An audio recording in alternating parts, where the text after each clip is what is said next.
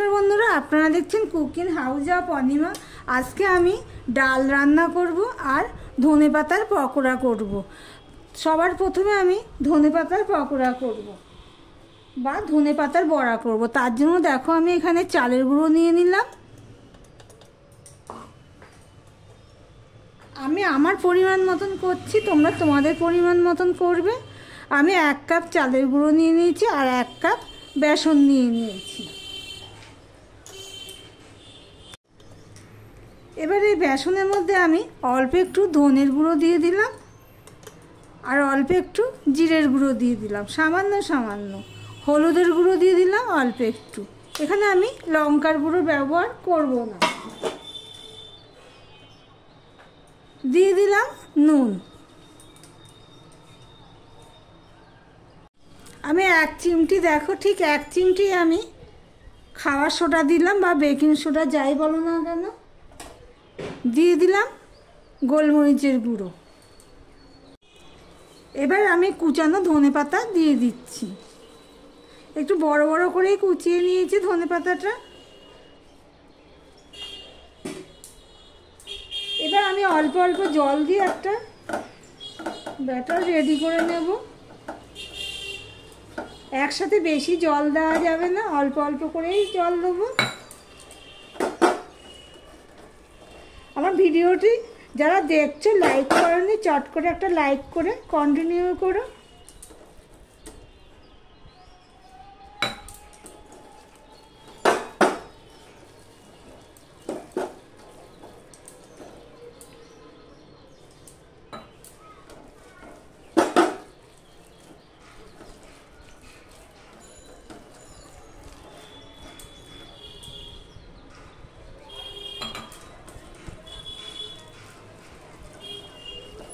দেখো বন্ধুরা, ঠিক এরকম তৈরি করে নিয়েছি। এটা আমি 10 মিনিটের জন্য রেখে দেবো, তাহলে এটা আরেকটু শুকনো হয়ে যাবে।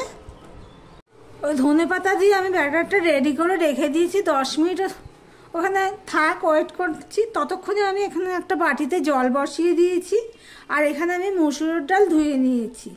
এবার আমি জলটা প্রায় গরম হয়ে এসছে, তখন আমি ডালটা দিয়ে দিলাম।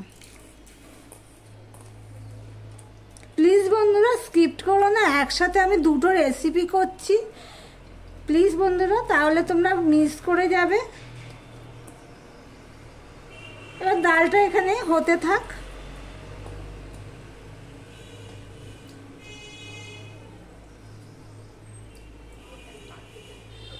ডালটা এদিকে সিদ্ধ বসিয়ে দিয়েছি, মসুরের ডালটা। আর এখানে দেখো বড় গ্যাসে একটা কড়াই বসিয়ে দিয়েছি। কড়াইটা প্রায় গরম হয়ে গেছে।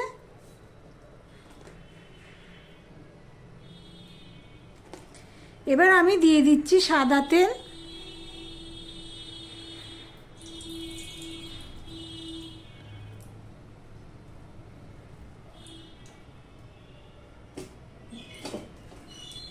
তেলটা গরম হতে থাক, ভালো করে গরম করে নিই।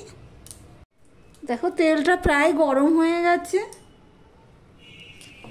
এবারে যে ব্যাটারটা আমি মেখে রেখেছিলাম সেটা আমি হাত দিয়ে আরেকটু মাখিয়ে নিচ্ছি, দেখতেই পাচ্ছ। এই প্রথম আমাদের ঘরে পকোড়া হবে ধনেপাতার।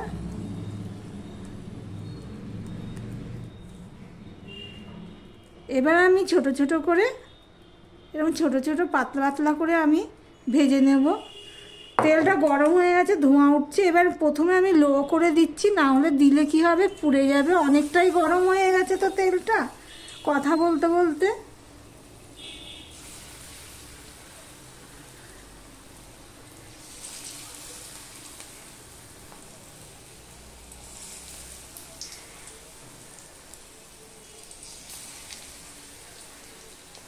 আমি এখন ছোট করেই থাক। দেখো এইভাবে খুন্তি দিয়ে একটুখানি চাপ দিতে উঠে গেল। যেহেতু কড়াইটা খুব গরম হয়ে গেছিল তাই তেলটা, তাই একটু ছোট করে দিয়েছিলাম। তাই জন্য দেখো নিচ পোর্শনটা খুব একটা পড়েনি, বুঝতেই পারা যাচ্ছে। পুড়লে কি হতো, আটকে যেত। তাও দেখে নিচ্ছি। এই দেখো বন্ধুরা, দেখতেই পাচ্ছ, এইভাবে আমি সব পকোড়া বা বড়াগুলো আমি উল্টে দেব। গ্যাসের ফ্লেমটা কিন্তু আমার লোতেই রয়েছে। উল্টে দেবো আর এইভাবে চেপে আর একটু চ্যাপটা করে দেব।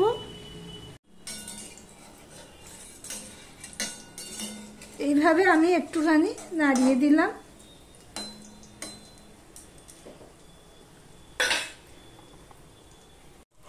ডালটা দেখো আমি এইভাবে ঢেকে রেখেছিলাম ছোট করে দিয়ে, ওদিকে বড়া ভাজছিলাম। দেখো ডালটা সিদ্ধ হয়ে গেছে। এবার এই ডালটা আমি নামিয়ে রাখবো। দেখো ধনেপাতার বড়াগুলো সব ভাজা হয়ে গেছে, আমি গ্যাসটা অফ করে দিলাম। দেখো সমস্ত ধনেপাতার বড়াগুলো আমার ভাজা হয়ে গেছে, একটা ডিশে তুলে নিয়েছি, দেখতেই পাচ্ছ। আর এখানে যা তেল আছে এতে আমার ডালটা সিদ্ধ হয়ে ফোড়ন হয়ে যাবে। তেলটা তো গরমই হয়েছে।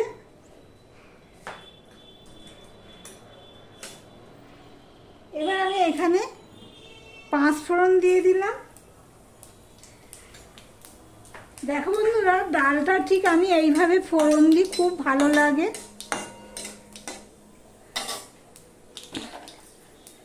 এখানে নিয়ে নিয়েছি পেঁয়াজ, কাঁচা লঙ্কা একটা কুচি করে, আর টমেটো নিয়ে নিয়েছি।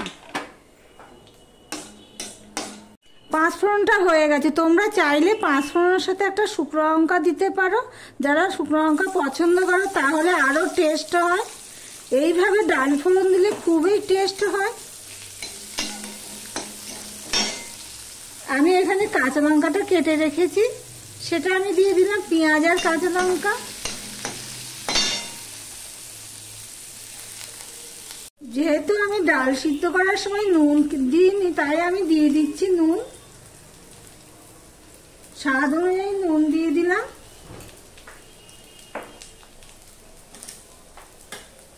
দিয়ে দিলাম একটু হলুদ।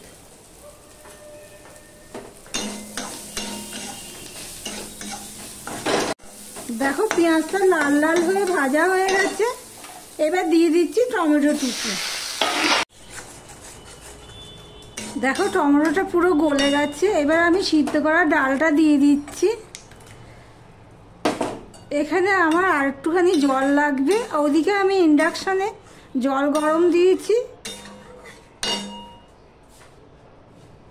সেই জলটা আমি এখানে দিয়ে দিলাম।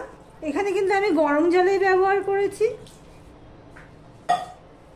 কেননা গরম জল না ব্যবহার করলে স্বাদটা ভালো হবে না। এবার আমি এটা 2-3 মিনিটের জন্য ফুটিয়ে নেব।